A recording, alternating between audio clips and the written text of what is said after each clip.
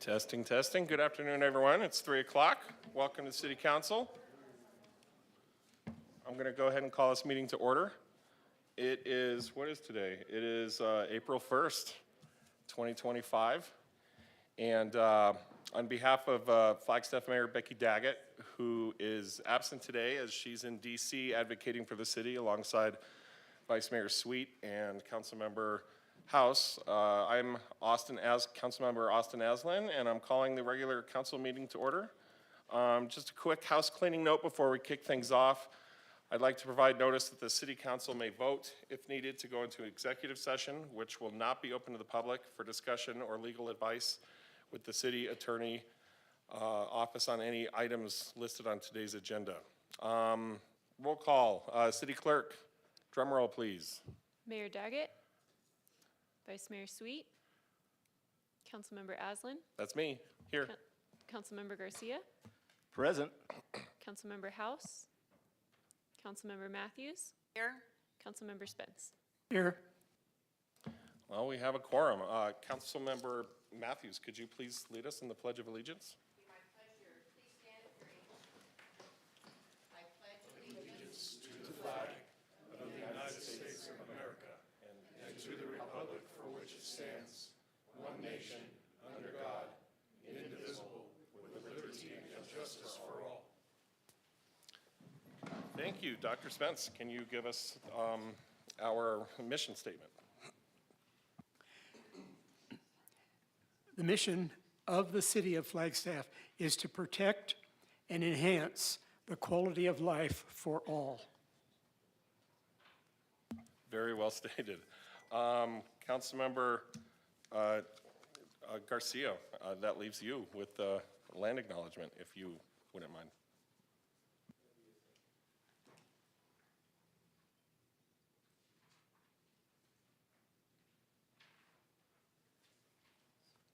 Thank you, Councilmember Aslin. The Flagstaff City Council humbly acknowledges the ancestral homelands of our area's indigenous nations and original stewards. These lands, still inhabited by native descendants, border mountains sacred to the indigenous peoples. We honor them, their legacy, their traditions, and their continued contributions. We celebrate their past, present, and future generations who will forever know this place as home. Wonderful, thank you. We are now down to item 4A of our agenda, which is approval of minutes from previous meetings. This is a very long list that I'm not going to name out loud, but please look at the agenda, and staff's recommended action is that we go ahead and approve all the meetings unless council has any questions or comments. Or how about a motion? I move that we approve all of the minutes listed in today's agenda. I'll second. Thank you very much. We have a first and a second. All those in favor? Aye. Any opposed? Unsurprisingly, that was not very controversial. Okay, we're down to public participation. This is an opportunity for the public to speak on items that are not on tonight's agenda. Comments are limited to 3 minutes, and council really isn't able to get into a discussion or respond to any comments, even if we might like to, because the topics have not been agendized. And we have, it looks like we have one speaker request card, Colleen Marining and Dr. Rachel Leviathan. Come on up. Please help me with those pronunciations. I'm starting to feel sympathetic towards Mayor Daggett with all the names she has to try to pronounce every week. Thank you. Good afternoon, Council. My name is Colleen Maring. Dr. Levitan might have objection, but it's okay. I'm the Chief People Officer and General Counsel at Northern Arizona Healthcare. We know each other well. I brought Dr. Levitan with me today for a special announcement. First, just wanted to recognize some of our longest tenured employees at NAH. We had our Flagstaff area Years of Service banquet on Friday here at High Country. And we recognized everyone who hit 5, 10, 15, 5-year multiples of consecutive years of service. We had 2 35-year recipients, And just the people in the room who we recognized represented over 3,000 consecutive years of service to Flagstaff's healthcare services. So I'm super proud of all of our colleagues, and one in particular who I believe was recognized for 20 years at this particular event. 25, sorry, thanks, Rachel. But Dr. Levitan is our interim chief medical officer and a practicing emergency medicine physician at Flagstaff Medical Center. She's a lifelong Flagstaff resident. And as our interim chief medical officer, she's responsible for the medical care and practice across our system and making sure we have high quality, safe patient care.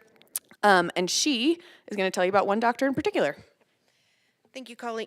Thank you, Colleen, and thank you, Council. So as she said, I'm Dr. Rachel Levitan, and I'm an emergency medicine physician here in Flagstaff, and currently the interim CMO at Northern Arizona Healthcare. I'm very pleased to share today that yesterday we presented our 2025 Nate Avery Physician of the Year Award, and this year that the Physician of the Year Award was awarded to Dr. Mark Chapman, an anesthesiologist at Flagstaff Medical Center. Dr. Chapman has been at Northern Arizona Healthcare for the last 25 years. His family has been in the Northern Arizona region for multiple generations, at least back to his great-grandfather. He has raised his family here in Flagstaff and is very devoted to the community. Dr. Chapman helped start our cardiac anesthesia program back in the early 2000s at Flagstaff Medical Center, and he has served Flagstaff Medical Center in a multitude of roles on top of his duties as being a physician and caring for patients undergoing surgery for the past 25 years. He has been the department chair of anesthesia several times. He's been the chief of staff. He has sat in the board meetings. He has been on the credentials committee for the last 20 years and chaired it for the past 5 minutes. Surgery can be really scary and life-changing for patients. I had a very good friend with cancer undergoing yet another life-changing, seriously invasive surgery. She was terrified after a bad experience somewhere else. Dr. Chapman was her anesthesiologist, and his kindness, caring, reassurance, and education and care he provided for her made this horrible situation as good as it could be, and she came out doing very well. As I am going to my second year at NAH, I'm grateful for colleagues such as Dr. Chapman to help me care for patients. Thank you. Thank you. Thank you. I believe that's all. So now we're down to proclamations and recognitions, agenda item 6, and we have three today. I'm going to do one with the Freemasons who are here with us this afternoon, a proclamation on behalf of the mayor. Then we also have something about water and library recognition. So we'll head on to the front of the dais here, and our first group, the Freemason group, if you can come join us up here on the stage.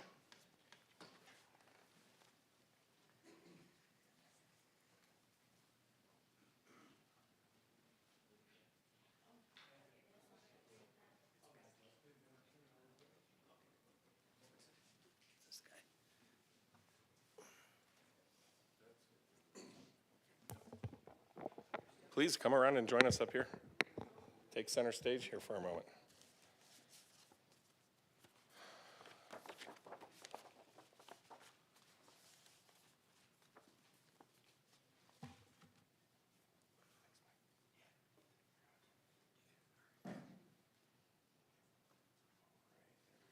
Wonderful.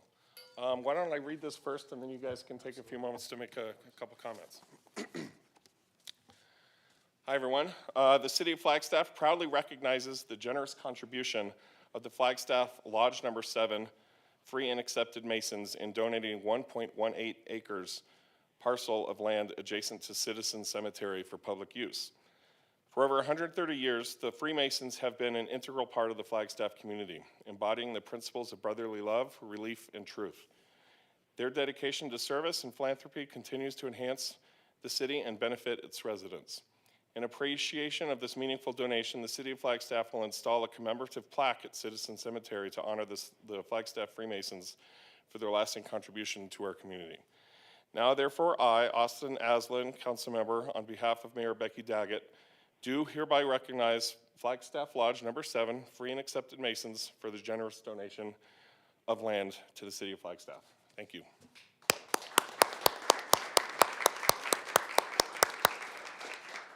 Sweet.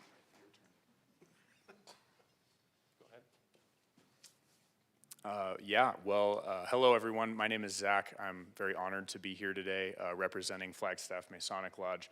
I'm joined by quite a few of our officers as well, and especially some of the very hardworking city employees, especially Carmen here and Jennifer, who worked so tirelessly to help us through this process.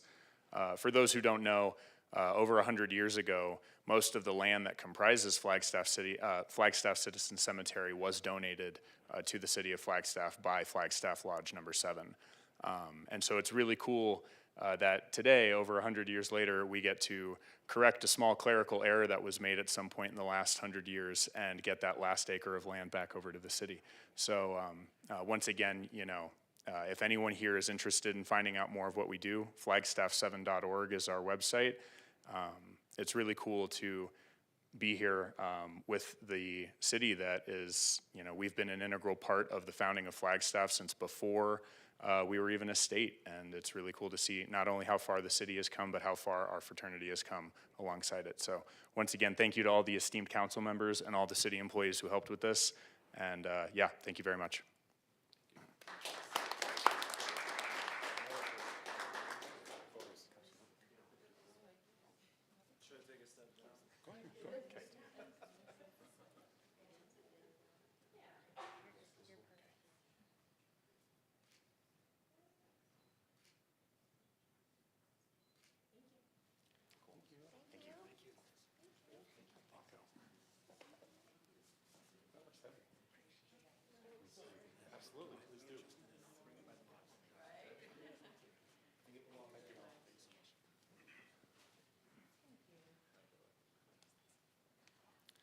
All right, where's my friends at Water Services? My water people. As the chair of the Coconino Plateau Water Advisory Council, you can just move that out of the way. It's an honor and a privilege to be able to read this on behalf of the mayor to you guys.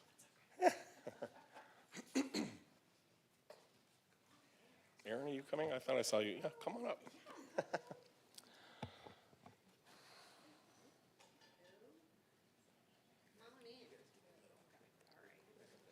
Own the space. Come on, folks. Okay.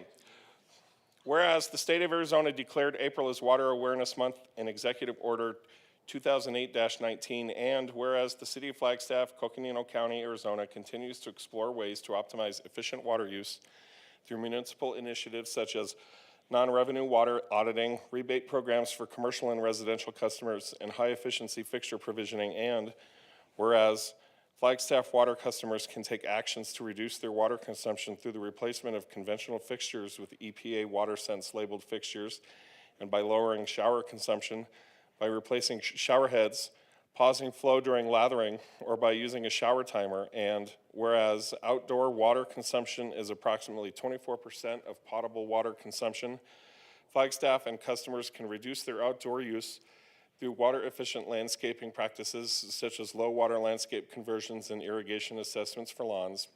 And whereas water conservation is an integral part of saving energy, which contributes to lowering carbon emissions and helping the city of Flagstaff meet the goals of the Carbon Neutrality Plan. And whereas the 7th Annual Water Professionals Appreciation Week is April 14th through 18th, 2025, and aims to recognize water professionals' roles in ensuring clean and sustainable water supplies, to draw attention to career opportunities in the water industry, and to increase awareness of Arizona's unique water resources. Now, therefore, I, Councilmember Austin Aslan, on behalf of Mayor Becky Daggett, the City of Flagstaff, do hereby proclaim the month of April 2025 as Water Awareness Month.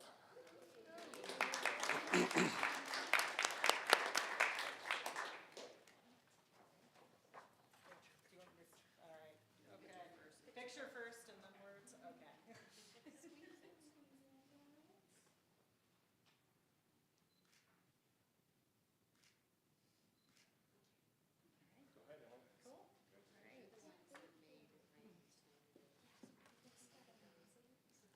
Hey, thank you so much, Council. So April is Water Awareness Month, and I think there's a lot of times that people think that there's what their actions can do. There's a lot of problems that seem very big, and how can we make a difference? And water is absolutely something that the people of Flagstaff, both individually and together collectively, can make a difference through water conservation. We are doing a lot of events this month, a lot of outreach. You can check out on our city website, flagstaffaz.gov/water conservation. You can see all of those events. If you've seen us in the past, we still always have new technologies, more ways to be water efficient, new supplies to provide. This year, we've got a shower timer that's kind of like a kitchen timer that you water resistant, you put in your shower. It makes a loud, annoying noise when you're at 5 minutes. So grab one from us. As well, we are participating in the National Mayor's Water Conservation Challenge. We have won this challenge nationally in the past. We hope to do it again. You can take the pledge at mywaterpledge.com and find out some ways that you can help save water. And for Water Appreciation Professionals, Water Professionals Appreciation Week, got that right? Okay. That is April 14th through 18th. If you reach out to a water professional, we work very hard to provide, clean, reliable drinking water and, treating wastewater in this community, so much that there's not even an equivalent term for blackout or brownout, for electricity. That's how good we are at providing reliable water. So thank your water professionals during that week. Thank you so much.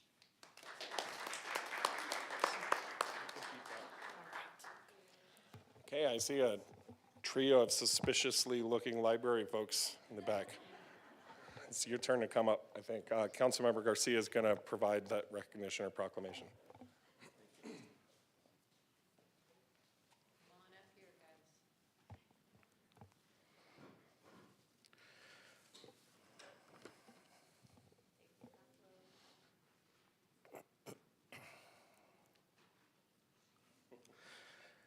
It's a great honor as the liaison to the library committee to be up here to read this proclamation, mainly on a personal note, because I wouldn't be here today if it wasn't for the library. So, National Library Week 2025 proclamation. Whereas libraries provide the opportunity for everyone to pursue their passion and engage in lifelong learning, allowing them to live the best life. Libraries have long served as a trusted institution for all members of the community, regardless of race, ethnicity, creed, ability, sexual orientation, gender identification, or socioeconomic stature. Libraries strive to develop and maintain programs and collections that are as diverse as the populations they serve, ensuring equity in access for all. Libraries adapt to the ever-changing needs of their communities, continually addressing and improving their collections, services, and partnerships. Libraries play a critical role in the economic vitality of the communities by providing internet and technology access, literacy skills, and support for job seekers, small businesses, and entrepreneurs. Libraries nurture young minds through storytelling, STEAM programming, and literacy initiatives, fostering curiosity, fueling imagination, and inspiring a love of learning that lasts a lifetime. Libraries protect the right to read, think, and explore without censorship, standing as champions of intellectual freedom and free expression. Libraries are accessible and inclusive places that promote a sense of local connection, advancing understanding, civic engagement, and shared community goals. Libraries are the cornerstone of democracy, promoting a free exchange of information and ideas for all. Libraries, librarians, and library workers are joining library supporters and advocates across the nation to celebrate National Library Week. Now, therefore, I, Councilmember Anthony Garcia, on behalf of Mayor Becky Daggett, Mayor of the City of Flagstaff, hereby proclaim the week of April 6th through April 12th, 2025 as National Library Week.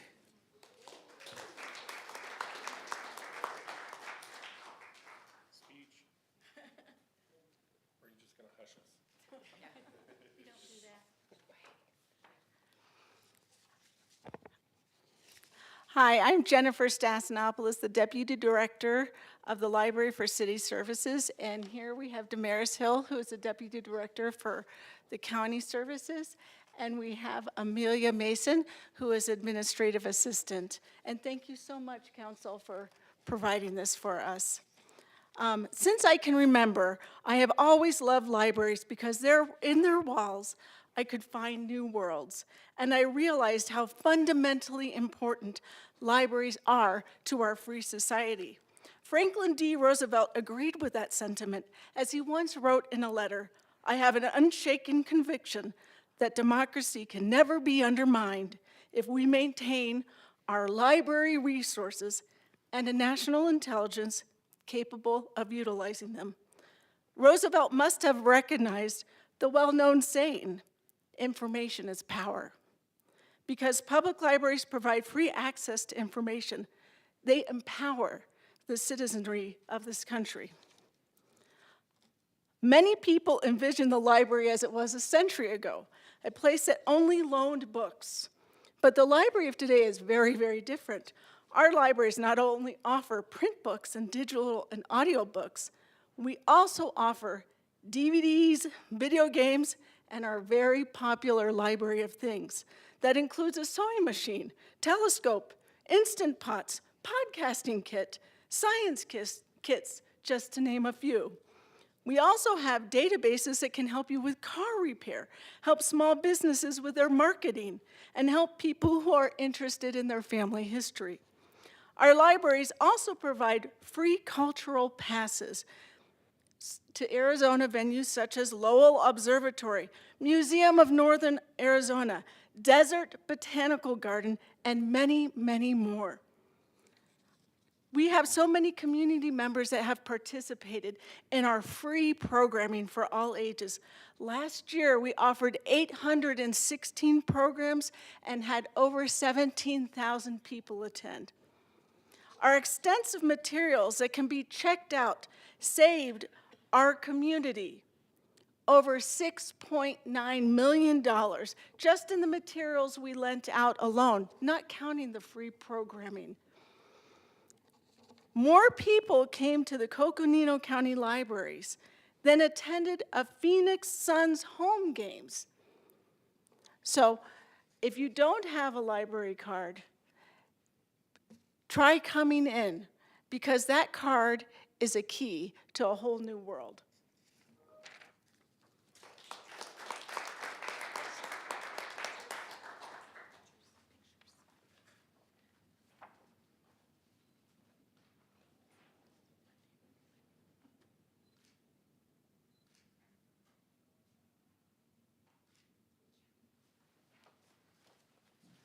Thank you.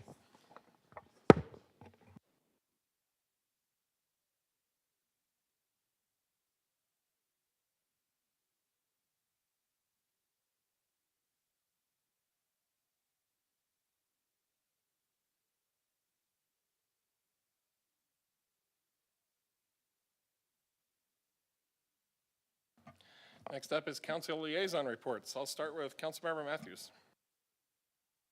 I don't have anything today, thank you. Next.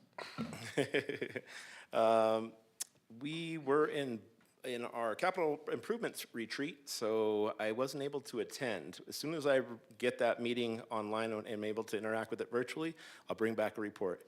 But besides that, nothing today. Thank you, council member. Would you be willing to report on the sustainability event Thursday evening? Absolutely. Thank you. I mean, do you want to do that now? Oh, no. Okay. I apologize. That's fine. I'm putting you blanking. on the spot. I'm kind of in a similar situation. Was not able to attend the two meetings that I had this week. Still under the process of reviewing those.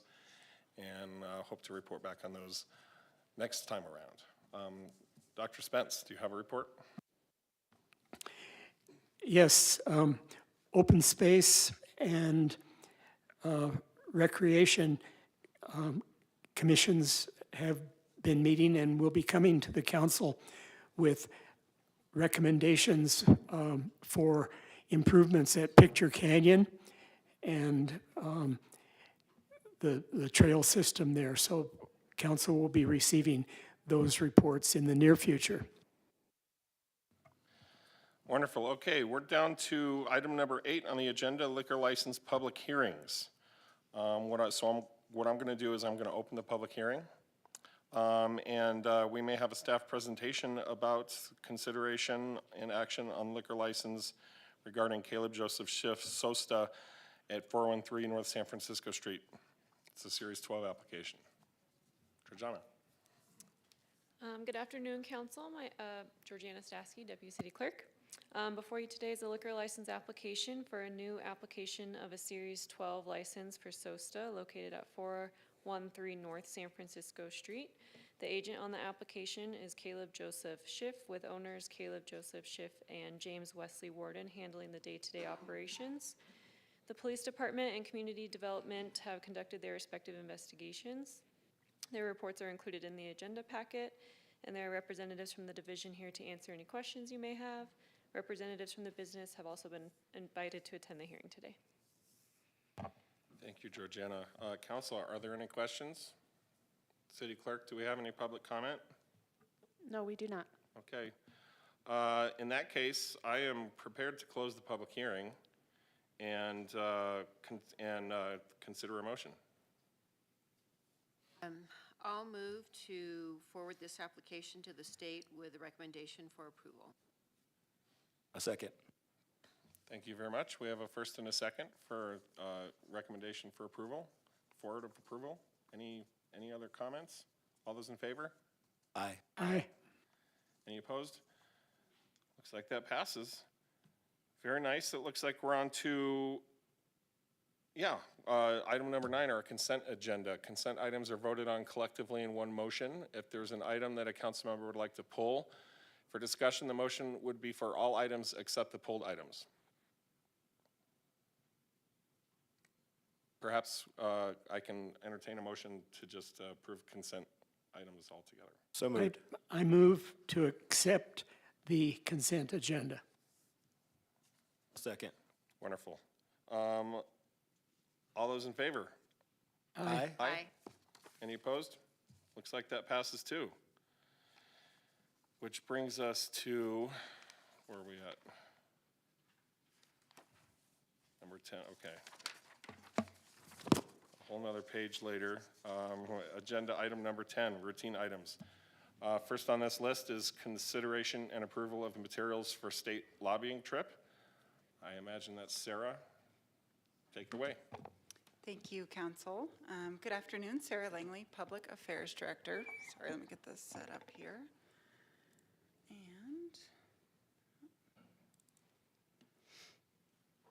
all right, so I'll just put that up on the screen so everyone can see it. This afternoon, I'll be providing information on the city's annual Phoenix State Lobbying Trip and asking the Council to formally approve the materials that will be used to guide conversations during the trip.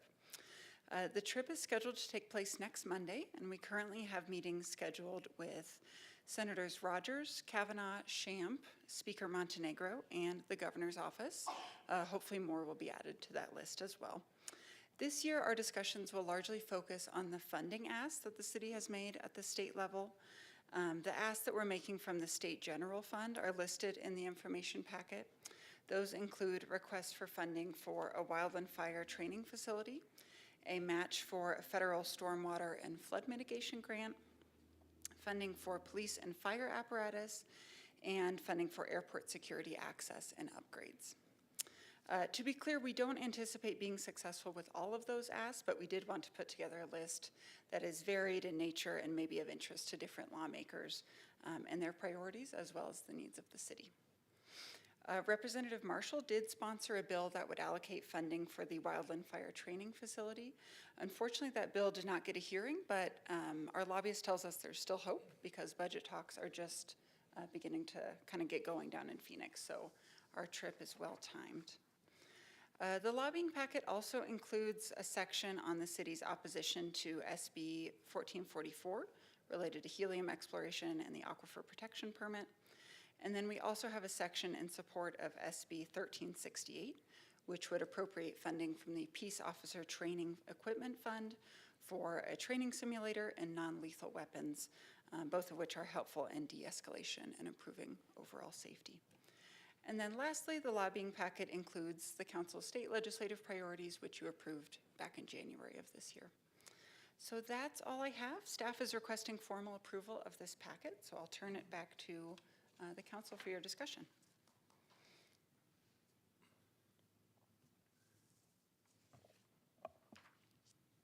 Sarah, who's going on the trip? The trip is Mayor, Vice Mayor, and Councilmember Matthews, and then some staff as well. Any questions? I don't have any questions, but I thank you, council member. I looked over all of our priorities, and I shared the same sentiment as what was posted. I imagined as my time here evolves and I gain a little bit more experience, I'll have a little bit more input on these. But as I see them and as they're stated, it looks to be in line with the trajectory that we've been moving over the past, decade or so. So I don't think we're missing a beat there. I'm very happy that the folks that are heading down there, and they're well-versed with Vice Mayor being such a integral part of the water commissions here at the city of Flagstaff, and of course, Councilmember Matthews and Mayor Daggett also doing their due diligence in those fields. So I support their trip, and I'm excited to hear the update when they come back. Thank you. Thank you. I'll move to approve the material for the state lobbying trip. Second. Wonderful. We have a motion by Councilmember Matthews and a second by Councilmember Sents. All those in favor? Aye. Aye. Any opposed? That passes. Brings us down to item 10B, which is consideration and approval of a contract. I think this is our main event for the evening. Do we have staff coming down to talk about this at all, or do we just, I see Scott back there. Is he snoozing? City Manager, you're fine, Scott. Thank you. Thank you, council member and council. Good afternoon to you. Yeah, we had a very nice presentation on this, I believe, a couple of weeks ago. Yeah. And we're here to answer any questions, but I think Mr. Overton walked you through this with slides and so forth. Hi, Scott. So we're at your pleasure here unless you would like more information. Thank you. I apologize. Good evening, Vice Mayor, or Serving Mayor Aslan, council members, Scott Overton, Public Works Director. Yes, this is GMP1. It is the follow-up of the presentation from 2 weeks ago. So here for specific questions, but no presentation related. It's the transaction piece that simply allows Lovin to move forward with the design element for the Montalvo STEM Center in Sunnyside. Wonderful. I suspect we're all very excited about this. Are there any comments or questions? I'm happy to entertain a motion. I'd like to move that we approve the First Amendment of the Guaranteed Maximum Price, GMP number 1 of Lovin Contracting Incorporated for the first scope of service of the Montalvo Science, Technology, Engineering, and Mathematics STEM Education Community Center in the amount not to exceed $409,395.65 and authorize the city manager to execute the necessary documents. Thank you. I'll second. Thank you. We have a first and second. Is there any further discussion? All those in favor? Aye. Arousing aye. All right. Any opposed? Nope. Wonderful. That moves us down to regular agenda items. A is consideration and approval of a contract with Open Sky Productions LLC for a 4th of July drone show in the amount of $95,000, and staff recommended action is approval of the service contract. and to authorize the city manager to execute all the necessary documents. Cool. Good afternoon, Mayor and Council. Although the mayor's not here, I'm Haley Reynolds, the Events and Marketing Manager for PROS, here today to briefly present on our 4th of July drone show as we bring that contract forward. I want to start at the beginning, 2019, and give you the rundown of how we've gotten to where we're at. 2019 is our last year that we were successfully able to perform a fireworks display for the public on 4th of July. We do still do that activity on New Year's Eve in the downtown area. That event was in partnership with Plated Projects, who manages the Oakmont restaurant out at Continental Country Club. 2020 through 2021, we obviously took a pause for the global pandemic. 2022 is when we began to explore other options. Fireworks are very much a gamble every time we bring that up. If we're in fire restrictions, that type of event can no longer take place, which typically leads to large cancellations and typically a financial burden for the event producer. So in 2022, we brainstormed and brought a laser light show to Continental Country Club for the public. 2023, we took that event to Fort Tuthill and partnered with Coconino County Parks and Rec. That event was relatively successful. We brought in about 5,000 people throughout the day to view that light show. Then we get into 2024, and we were tasked by the city manager to do something different, do something a little bit more unique for the community. We explored 3D architectural mapping, ideally in the downtown area. Did perform a budget request for $205,000, which was funded by Economic Vitality, to bring that event forward. After some further exploration, that event logistically just does not make sense for the downtown. It doesn't make sense for the architecture that we have. So we took a pause. Economic Vitality did some more passive activation in Heritage Square 4th of July weekend in 2024 to allow the public to extend their stay in the downtown or come down for some additional free activities as they're dining, shopping, visiting. 2025 is obviously where we're at. We've explored some other options and have identified a drone show as the most logical next step for a 4th of July activity. Again, that funding that was initially identified, the $205,000 for Economic Vitality, from Economic Vitality, would be what we would use for the drone show this year. Getting into the contract details, we did go through a formal request for proposal with our wonderful team in contracts and did receive a few inquiries on that. We received some responses on that, went through a formal evaluation process, which is how we identified Open Sky Productions as the most responsible awardee of that contract. That contract is for $95,000. It includes 300 drones for a 23 to 25 minute drone show. The idea for that scope of work is to basically replace fireworks, however long that duration for a fireworks show is. That's how long your drone show should be. That's how long that viewer experience should be. Some additional details just about Open Sky. They do quite a few drone shows in the Southwest region. They do the town of Tucson 3 to 4 times a year, as well as shows in Utah and then in the Phoenix area. Our partners in this event, we wouldn't be able to do this event without them. Discover, Flagstaff, and Economic Vitality are obviously our funding source for that event. They're in full support and online today, I believe. They will also be doing all of the creative for this event, which would be the design, that audio with the vendor, and what story that we're looking to tell through the 23 to 25 minute show. Our other partner would be Flagstaff Unified School District. They have our identified location, an ideal location as it does not conflict with very many flight restrictions, and have allowed us to use Coconino High School in its entirety for the event. Economic Vitality will also be managing all of the marketing and advertising as they're the marketing branch of the city through paid, earned, and owned media. And then I want to get into some of the event specifics, just to make sure everybody understands what it looks like. On the screen is a map provided by Open Sky of the flight zone, launch zone, and visibility. This event will be visible for the Sunnyside area and is visible up to 1.5 to 2 miles, depending on your view. If you have a large structure in front of your yard, you're not going to be able to see it from your yard, more than likely.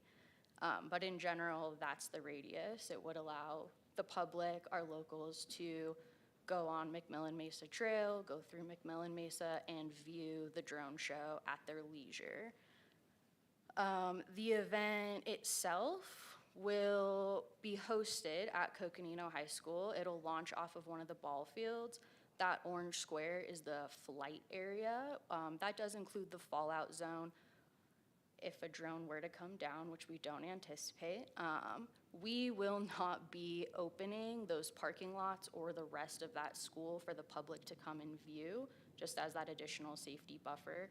It also is a much heavier lift once we invite the public into a space on our partners in public safety. We do intend to engage our partners in public safety on potential impacts to traffic on Cedar, Isabel, and West Street, as well as needing some actual police officers to man those parking lots to ensure the public does not come in. And then I think the only other thing that is important to know about this event is it does not pull the public away from any other activation that's going on in town. 4th of July is on First Friday this year, so that day will kick off as it normally does with the Downtown Mile. It goes into the parade, then we have art in the park, and then First Friday activation downtown. So this is a nightcap, if you will. And that's the end of my presentation. I am available for questions. Thank you for that presentation. I've been looking forward to learning more about this. Do you know what is the approximate size of the individual drones? Are they military size? They're about 2 feet by 3 feet is the rough estimate in size, and maybe 10 inches tall if you're sitting on the ground. And what time of the evening is this occurring? So it'll occur once the sun has set. We are typically planning, our event goes at about 9:15 p.m. is when that would start. Thank you. Thank you, council member. So I am curious as to where you guys have planned for the public to view this if they're not doing it, or in general. So I envision the Foots Trail on McMillan Mesa between the Catholic Church and the Buffalo Park Bridge to be a wonderful viewing spot. And I'm assuming that people will go there and hopefully they'll park in Buffalo Park and the appropriate areas to be helpful. But remembering, back in the day when we would have this down at Continental, and when people wanted to go, they wanted to go, and they showed up. They parked where they wanted to, they drove in, there's long lines in, long lines out. So I was just wondering if you had like a logistics plan in place and or a place to point the community that possibly can't see them from their house on where to park or where to go. And or can you see them from everywhere in Flagstaff? I'm new to this, so I don't know. Okay, we'll start at the last question. You would not be able to see them from everywhere in Flagstaff. You would need to be within that 1 to 2 mile radius. It is a 360 viewpoint. That best visibility would be the Sunnyside neighborhood, and then south and north of the fields at Coconino High School. We do have some preliminary logistics. It's a little bit hard to do that with the vendor not able to come out until a contract is approved to get those specific viewpoints, but we do intend to advertise through Discover Flagstaff, through Economic Vitality, Buffalo Park, McMillan Mesa, as well as being a good steward for visitorship, where you should be parking, where you should not be parking. And then we will likely have some pretty significant traffic control just to add that addition. So signboards, possibly some road closed signs, things like that. Excellent. Thank you very much, Haley, for the presentation. I haven't seen you up here before. I think you did a wonderful job, And good on you for that. I also wanted to throw out to sustainability. I don't know if it's too late at night to get people moving from other locations through the Foots Trail on bike-led trails. I know a lot of times sustainability does the full moon walks, so something similar to that might be an idea that I'm sure has already been broached and maybe countered or couched for very many reasons. But while I was up here, I thought I'd take a stab at it while I'm here. Thanks again for this. Totally. Thank you, Councilmember Garcia. Matthews. Thank you.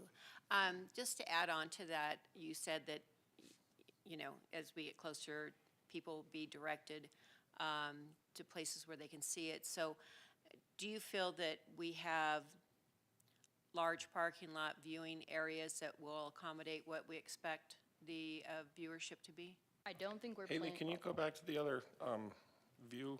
Yeah. This guy? We don't intend to advertise these parking lots on the map. These will be closed to ensure safety for the vendor as well as the public, because the drones will still be in that flight area.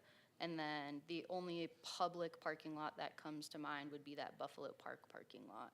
There are that Safeway parking lot, which I'm sure will be utilized, but we do intend to do some pretty heavy advertisement on where it is appropriate to park, even if that is along streets and neighborhoods. So, yeah, it's going to get a little crowded. I mean, I think it's a great show to put on with the drones. My concern is people will get really frustrated because the Buffalo Park parking is very small. Maybe the Catholic Church might offer up, you know, their parking, but it's going to be very limited. So that's my only concern. I think the concept is really good. I'm just concerned that so many people are going to feel left out. Buffalo Park and San Francisco DSCs are also pretty far away. So walking somewhere to see the show is one thing, and then afterwards having to walk back is a double consideration. I share the concerns that have been echoed so far.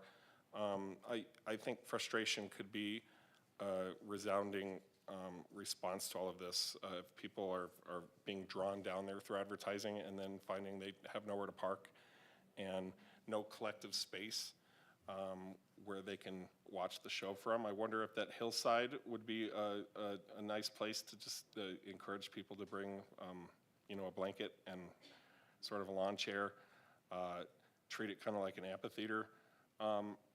I have another concern that I'd like to bring up, and this is more general for drone shows everywhere. I've seen a couple drone shows. I think they're spectacular. I'm always, you know, aware the drone show is starting and a nice, safe place to watch it. But each time I've seen a drone show, I've been amazed at how there weren't just reports of fender benders all over the place following the show. How can you say more about how we're going to be treating safety on Cedar? I think there's going to be a lot of, you know, unsuspecting folks driving by. They suddenly see the show. They're just going to stop in the middle of the road, or someone's going to stop and the person behind them isn't going to notice. And you know, and this must be a common concern and a liability concern anywhere a drone show happens. So maybe walk us through that a little bit more. What does liability look like for a municipality putting on a drone show that could cause someone to be distracted somewhere far off? Hi, good afternoon, Amy Hagan. Difficult question, right? And that's why I think we're concerned. We know that as a part of this is just the contract piece with the drone show vendor. Then the planning occurs if we're successful with this, because it's the chicken before the egg, right? We will be engaging our Flagstaff Police Department, Flagstaff Fire Department, just like we do for any large special event. We'll also work with that public safety lens in mind. We're gonna have to. For even something earlier in the day, we're working with that team through incident command plan regarding the parade, the 4th of July parade, like we do any parade. So this will come under that same guise or lens, if you will, so we can start to figure out some of these pieces. Because we hear the concerns, we hear the frustration. We're excited to plan, but we just can't plan yet until we're past this part of go. And I think that we'll need to lean on our experts in PD and fire and emergency services and emergency management for that, plus special events expertise too. I guess one of my specific questions is are we indemnified? You know, what is are we assuming liability for this by all this planning and public safety stuff? Vincent, do you have any insight? We do have an indemnification provision in the contract. I don't know if it would cover the example you give of people driving and not paying attention or paying too much attention and then stopping and getting rear-ended. I think it's more drafted in a way to protect us in case a drone falls, or in case they do something negligent in their operation of the drone show. But I can definitely look into that a little bit closer, but we do have an indemnification provision in there. We have insurance requirements in there, pretty hefty insurance requirements. So we've done our best to do that. It seems like Cedar is, you know, the best place to experience the drone show. Maybe we close Cedar down for that time, and people can actually use it as a place to watch. I'm thinking out loud here. I definitely recognize we're putting the cart before the horse a little bit. I'm very excited about this. I think it's a nice savings in funds on our budget to do this, and I'm all for it. I think Councilmember Matthews and afterwards Garcia also had more to say. Thank you, Councilmember. I'm glad to hear that, and I guess it was obvious that you'd coordinate with fire and PD. I mean, they did a fabulous job when In-N-Out opened. That was a big congestion concern last year. But also, just a thought, Mountain Lion is in the house, maybe connecting with them and busing people over to a watch area, Buffalo, you know, McMillan Mesa, from other parking structures might be. I just wanted to plant that thought in your head. Not to put Heather on the spot, but seems like a good partnership. And those were my thoughts exactly, and well stated, Councilmember Matthews. I see it, you know, of course, we're just spitballing and having fun today, but I'd see a dedicated bus lane opened up for just Mountain Lion, and this is an example of how well our system can work by leaving people at home. I know my bus stop's within walking distance, walking over to the bus and getting us on up the hill to see the fireworks show however we want to. I appreciate that, Ms. Matthews. Thank you. I would suggest that the elevation of the light show be explained clearly in your advertising. It'll go from X number of feet above the ball field up to X plus how many feet, so that people can judge for themselves where they're going to position themselves to try to see the actual event. It will be in the advertising material. Haley, do you have on hand any information about just general numbers? How many communities around the country, especially in the western, you know, fire-prone U.S., are switching from fireworks to drone shows? Just how prevalent are these shows becoming? I don't have specific numbers. It's definitely something that fire-safe communities are going towards, as well as laser light shows. We've done a laser light show. We've done it twice, so we're just exploring new opportunities. But drone shows seem to be the thing that people are doing in general, even communities that are not as subjected to wildfire. Great. I think they're just going to get all the more technically savvy about it, too, as the years keep coming. I think this is an exciting transition for us. I think it's the appropriate way to move forward. I'm prepared to make a motion if we're done with discussion. So I'll move that we approve the service contract with Open Sky Productions. I'll second. Any other conversation? The only discussion I'd like to make is thank you for bringing this. I know it was just a matter of logistics. You didn't do this intentionally, but the Sunnyside neighborhood, I'm sure, will thank you very much.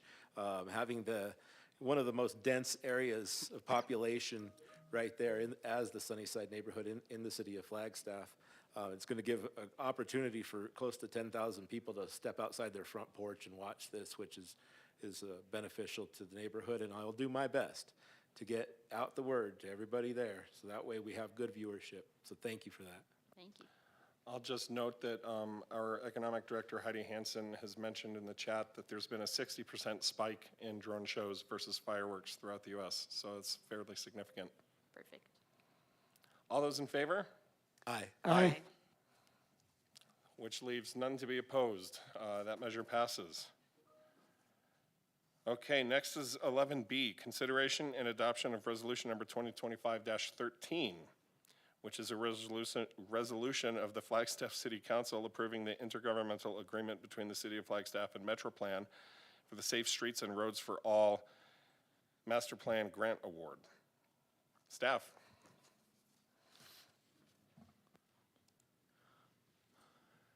Good evening, council members.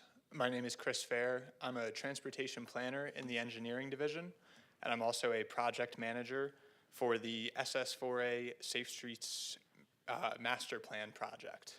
I'm here tonight to provide some information on our proposed IGA with MetroPlan. We'll start with some background information. In 2024, MetroPlan applied to the FHWA Safe Streets and Roads for All program for supplemental grant funding to procure a Safe Streets Master Plan. In FY24, the city had allocated $250,000 to create a Vision Zero action plan and $250,000 to create a transportation master plan. These two pots of money will serve as the city's local match for this grant project. This project ultimately will fund a consultant to develop the city's transportation master plan and several supplemental materials. We'll discuss some project costs. The grant award total was $2.14 million, covering 80% of the project. Local match is $535,000, covering 20% of the project, with contributions from the City of Flagstaff, as well as Mountain Line and Coconino County, for a total project cost of $2.675 million. Discussion of responsibilities. MetroPlan will provide grant administration and contract for consultant services. They'll also coordinate closely with the City of Flagstaff on project direction. The city will be responsible to co-direct the work of the third-party consultant and also review and accept deliverables from the third-party consultant related to city facilities or policy and regulatory documents. The original application commits us to 4 primary components. The first is a comprehensive set of complete street guidelines, also the city's transportation master plan, review and revisions of engineering standards, and the creation of an interactive web-based mapping tool. An update on the project so far. We've conducted more than 30 stakeholder interviews working towards scope development. We have ongoing meetings between city staff, MetroPlan, Mountain Line, and Coconino County in an effort to develop our scope, and we're anticipating procurement of a consultant in late spring of this year. That's all that I have for you now, and I'm happy to answer any questions.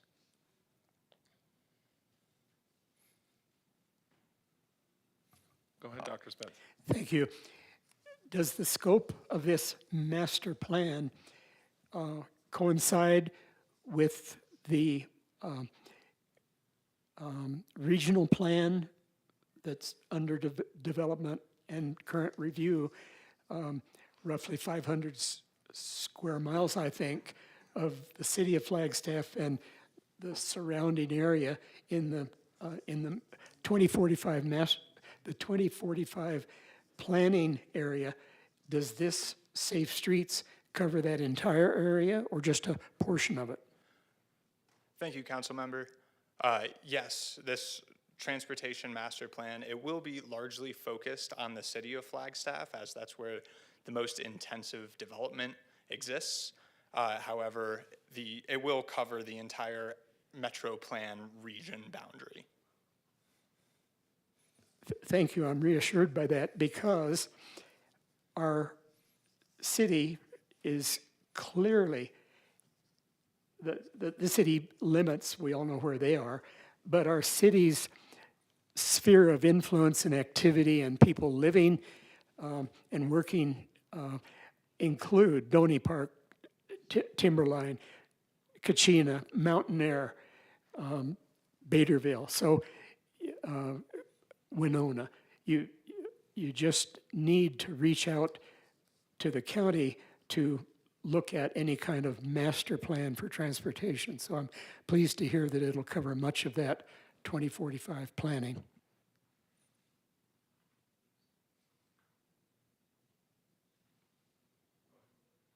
Thank you, council member. And thank you for the presentation. I'm really excited about this intergovernmental agreement because it's kind of bringing together something that has always wanted to work together, but now is going to be really pushed by this plan in particular. And being around for some of the development of this plan and working or watching the plan unfold before me, I think that some of the concerns that my colleague mentioned about the external areas, I remember meetings where they were mentioning those connections between the city and the county and how they will connect, did come up. I'm not exactly sure how those fit into the plan, but I do remember those conversations, and I trust that will be worked out. So that way, even if we don't have a plan that covers the region necessarily, we at least have those connection points to enable us to include the region as the region meets the city over time. I think this is appropriate usage of the funding, and it's kind of a long time coming, something that's been in the ether and talked about for quite some time now. And I'm excited that we're going to make safer streets for our pedestrians and our bikes and all the new gadgets that are coming out today, as well as folks that just want to walk or even drive their car around. So thank you. Can you go back to the slide that shows the total cost? So I was just curious, and I've been kind of looking into this and other issues, but if this covers 500 square miles, and obviously Flagstaff has a huge concentration, but you know, Mountain Line's put in 25,000, and yet the county's only, is that a normal percentage? Because we are doing this master plan that they will benefit from. Is that can you speak on that, or is that something that's not, you get involved in? Thank you, council member. I would say that this project is largely going to be very city-centric, but the kick-in from the county ultimately just shows their buy-in to support the project, and the regional planning documents that impact both the county and the city will be closely considered to make sure that there aren't any conflicts that arise between what we're going to produce and what has the work that's already been done. Okay, thank you. I was just curious because I know we've talked a lot about connectivity with Donny Park and Kachina and all those other outlining areas that are in Coconino County and wanting to connect them into our city. So I was just so surprised to see that small amount, but okay, thank you.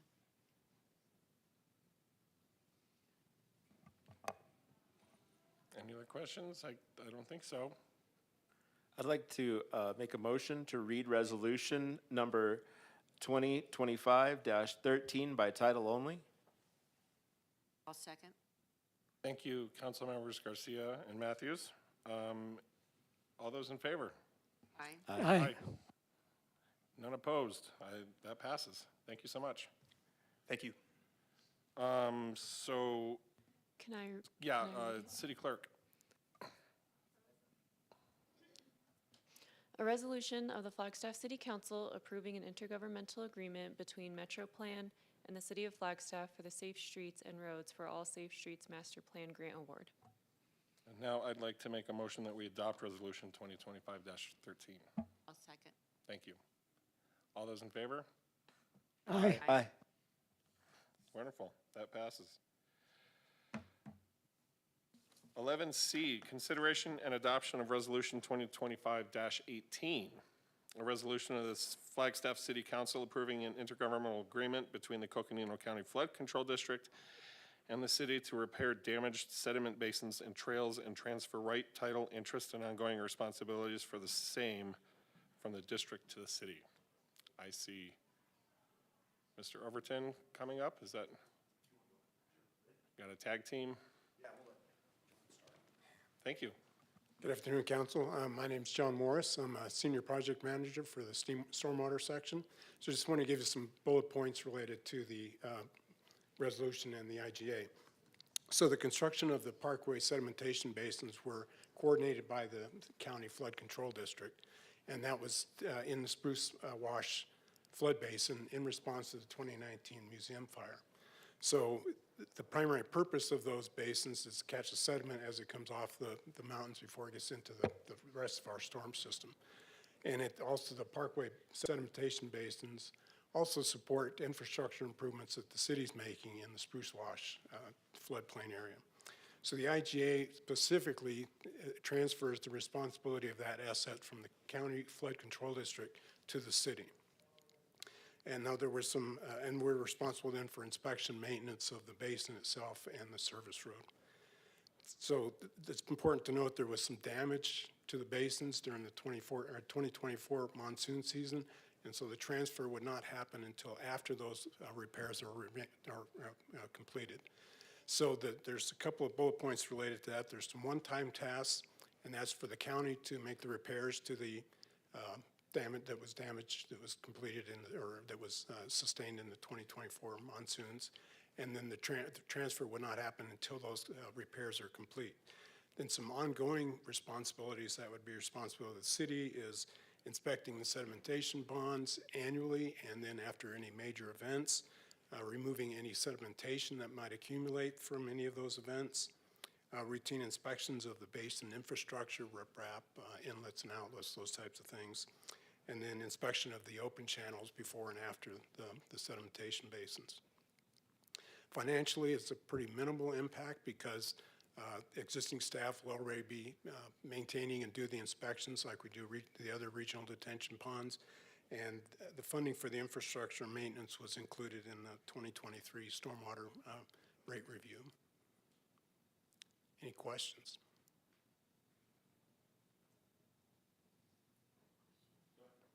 So, just out of curiosity, what was the strategy for us taking over the future maintenance and repairs and everything on this county area? Well, it sits on city property, so the county constructed it, but then we would take over the responsibility. Oh, got it, for okay. Yes. I was thinking it was outside the city limits. No, Okay. it is on city property, All right. yes. Sounds good to me. I move that we read resolution number 2025-18 by title only. I'll second that. Aye. Aye. Any opposed? Nope. Georgiana? A resolution of the City of Flagstaff City Council approving an intergovernmental agreement between the Coconino County Flood Damage Control District and the City of Flagstaff to repair damaged sediment basins and trails and transfer right, title, interest, and ongoing responsibilities for the same from the district to the city. Motion to adopt? So moved. I'll second. Wonderful. We have a motion from Councilmember Matthews, a second by Garcia. All those in favor? Aye. Aye. Aye. None opposed? That passes. On down to D, consideration and adoption of resolution number 2025-17 and ordinance number 2025-05. This is amending the Flagstaff City Code, Chapter 1 through 14, Personnel System, amending the Employee Handbook of Regulations, providing for repeal of conflicting ordinances, severability, authority for clerical correction, and establishing effective dates. The staff recommended action is to read the resolution and the ordinance for the first time. Looks like you're ready to go. Yes, sir. Thank you. Good afternoon, council members. My name is Cindy Perger. I'm a staff member in Human Resources, and I'm asking this evening, or this afternoon, for some updates to our employee policies, in particular in our employee handbook, with some policies that were updated for grammatical errors, some things that just became outdated because they have not been updated for quite some time, as well as a creation of a new policy for a type of leave that we've had for our payroll codes, but had no guidance on who's eligible, how to use this leave. That is what this one is here, absent no pay. It does specifically that. It creates some rough guidelines for employees and supervisors to know when this type of leave can be used for our employees. It is very similar to our leave without pay, but it is meant to be for a much shorter duration, for just that quick use of a day or two, maximum 3 per month, where they just need to be out of work and they're already out of accruals, but they need to take care of business. So it allows them that flexibility to do that without going through all the processes that we do have for leave without pay, which does have other implications, in particular to like their employee benefits. So this policy is brand new and it does create some of those guidelines so we know how to basically use this type of leave for our employees. Acting pay, this one is amendments. It is really correcting some of the language. It's also changing some of the designation for the special assignments and who can do that. Also amends the length of the acting pay assignments with a maximum length of up to 6 months without the city manager approval. Beyond that, it does still require that, but provides that little bit more flexibility for those shorter term events, emergency circumstances for that acting pay. Bereavement leave, this one had some corrections to help better define, again, when this leave can be used. In particular, it was requested from our employees to better outline that for parents in the circumstance of stillbirth and miscarriage of their child. Bereavement leave applies to that. It says now specifically in our policy for that. Also, it updates some of the job status terms, which is just basic stuff. Also refers to the definition of family member, something we get asked frequently in that policy, and those who administer this leave. We're referring them back to the Arizona Revised Statute of that definition that is used for many other things. So it's connecting those two together. Also allows our employees, right now it wasn't specifically stated, so it was really unclear on whether or not they could use their sick time if they needed additional time beyond that, that bereavement leave of those 5 days. So if they needed to be out for maybe another week, it offers that to them instead of having to use their vacation time to be out of work, to continue for that bereavement leave. Also removes the requirement, somewhere along the line, it was added on the leave of absence request form that an employee turns in to their supervisor to actually name the family member that had passed away. We took that off. EAC, Employee Advisory Committee, they had some grammatical issues that they wanted to correct. I think that policy it's very long, so I'm not surprised that there were some errors sprinkled in there, so they're cleaning those up. Also cleans up a little bit of the wording on the purpose for that committee, as well as they wanted to outline a little bit better definition on their structure and terms. They were seeing some of their members, basically on committees, they would both drop off at the same time. So they're looking for just kind of to spread that coverage, to have continuity on those committees. So they're staggering those terms for both the co-chair and those special appointments to those committees that they serve on.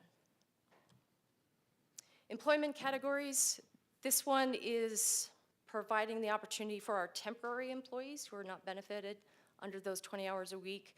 If they're terminated, they now have the ability to speak with the Human Resources Risk Management Director or their designee to ask why they're being dismissed.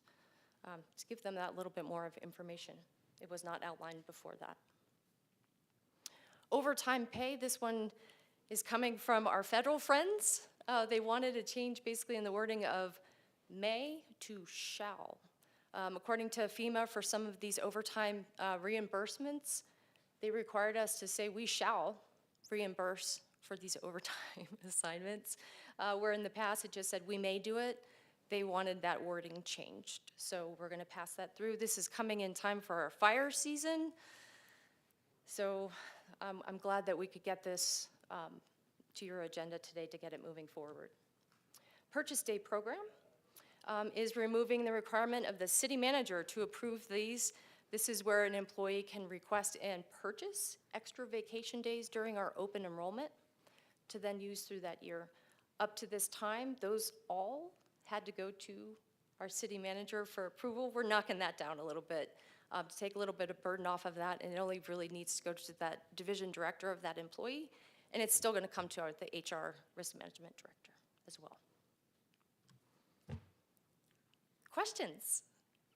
I know city manager wanted to make a comment. Thank you, Councilmember Aslan. I want to first thank Cindy Perger for a great presentation. It's, it may not be entirely evident, but behind this is a lot of legwork. When we approach council with these policies, it's almost always preceded by trips to the EAC, the Employee Advisory Council, leadership team, so on and so forth, a lot of discussion. So a lot of legwork going into this. For the benefit of councilpersons Garcia and Spence, we come to the council with these as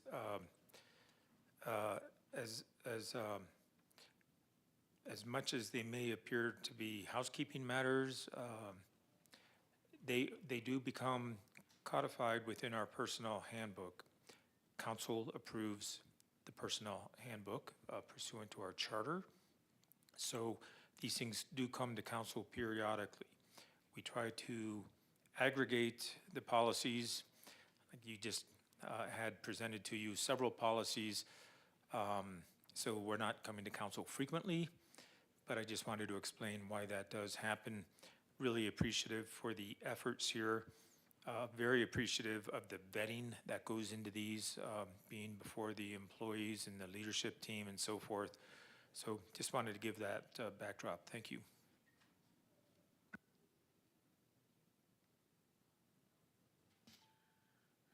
A lot of legwork. It does seem pretty straightforward. Councilmember Matthews. Thank you. I move that we read resolution number 2025-17 by title only. I'll second that. All those in favor? Aye. Aye. None opposed? City Clerk? Resolution of the Flagstaff City Council declaring as a public records that certain documents filed with the city clerk entitled 2025 Suite of Employee Handbook Changes. I'll make a motion to read ordinance number 2025-17 by title only for the first time. I'll second. Wonderful. All those in favor? Aye. Aye. None left to oppose. Back to you. Thank you, Cindy, and your team for all that work. Thank you, Councilmember. An ordinance of the City Council of the City of Flagstaff amending the Flagstaff City Code, Chapters 1-14, Personnel System, adopting by reference that certain documents entitled 2025 Suite of Employee Handbook Changes, providing for repeal of conflicting ordinances, severability, authority for clerical corrections, and establishing an effective date.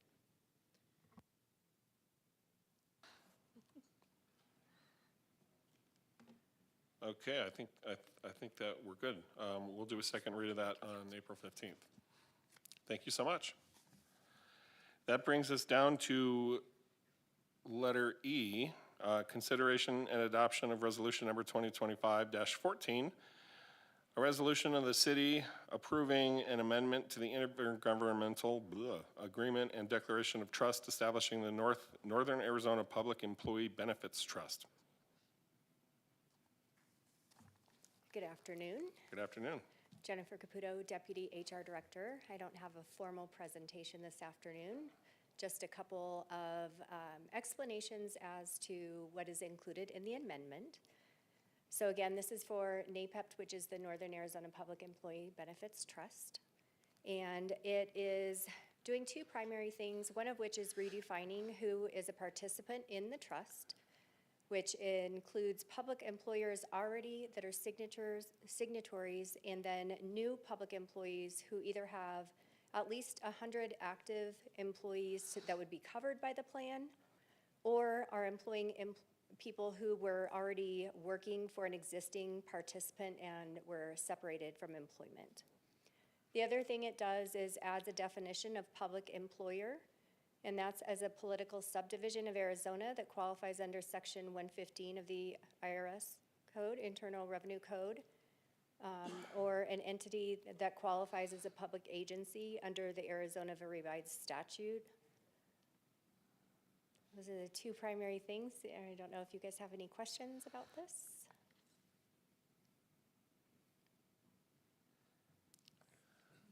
Thank you, Jennifer. I'm not sure there's any questions. I'll entertain a motion. I will make a motion to read Resolution 2025-14 by title only. Second. Wonderful. All those in favor? Aye. Aye. Aye. None opposed? Let's read the resolution. A resolution of the Flagstaff City Council approving an amendment to the intergovernmental agreement and declaration of trust establishing the Northern Arizona Public Employees Benefits Trust, NAPEPT, for the purposes of updating defined terms in the agreement. I recommend a motion for adoption of 2025-14. So moved. We'll give it to Dr. Spence, the second. All those in favor? Aye. Aye. Aye. Good work. Wonderful. Thank you. Okay, yeah, thank you, Jennifer. We have 2 people left in the building who aren't with the city of Flagstaff.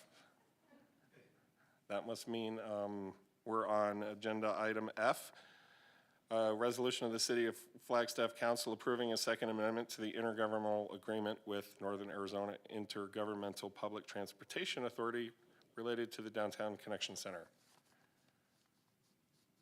Is there a presentation for that? Okay. Good afternoon, council members. This is Bryce Doty, the real estate manager. Can you hear me all right? Yes, we can. Sounds great. No formal presentation for this, but let me explain what this amendment is doing. The initial IGA leased the city property to develop the DCC Downtown Connection Center. As part of the development process, the development engineering identified some areas that need to be dedicated to public right-of-way. Those are currently under the leased premises to NAPTA, and so this IGA is amending that leased premises to remove those areas out of the leased area so that we can formally dedicate those as public right-of-way. And that is what this amendment does. I'm available for any other questions. Wonderful. Thank you, Bryce. Nice collection of guitars you have behind you. I wish I could play them. Is there any comment or questions? Councilmember Matthews? I'd just like to make a motion. Looks like it's fine with the rest of us. I move that we read resolution number 2025-16 by title only. I'll second. All those in favor? Aye. Aye. That passes. A resolution of the Flagstaff City Council approving the second amendment to the intergovernmental agreement with the Northern Arizona Intergovernmental Public Transportation Authority related to the Downtown Connection Center and establishing an effective date. I move to adopt. I'll second that. All those in favor? Aye. Aye. None to oppose it, so that passes. We're down to open call to the public. I don't have any cards. No open call to the public. All right, well, let's get things wrapped up here. Item number 13, informational items to from. I'll start with Councilmember Spence. I do not have anything this evening. Okay, actually, I'll go next. I do have one fair this afternoon. I'd like to agendize a discussion to remove all City of Flagstaff toilets and public restrooms and replace them with Japanese-style smart bidet toilets, replete with heated seats. I second. That's my April Fool's joke. On to Councilmember Garcia. I don't know how I'm going to be able to follow that one up, Austin. But I don't have a whole lot tonight. On regular agenda item B, my commentary, I just wanted to make it clear for the public. I was a bit confused, and I was confusing 2 plans together. The comments were still on par, but I was putting the cart in front of the horse when it came to the plan. So forgive me. I got a lot on my mind when it comes to planning for our future. Also, I will have a full report about the Sustainable Grantee Award that I attended on Thursday. We just had such a busy day on Thursday, it kind of caught me off guard in the moment. But I would like to create a fair about the high occupancy housing plan. I would like to see that come before council again so we can discuss the relevance of changes that we could utilize currently for developers to be able to utilize that plan for actual outcomes. I think it's a discussion that needs to happen, and I want the community to be involved. That's it. Thank you. Nothing for me tonight, thank you. You did a great job. Oh, thank you so much. I really appreciate hearing that from you. I think that's all we have today, unless Rebecca wants to talk about the bidets. Well, okay, we are adjourned.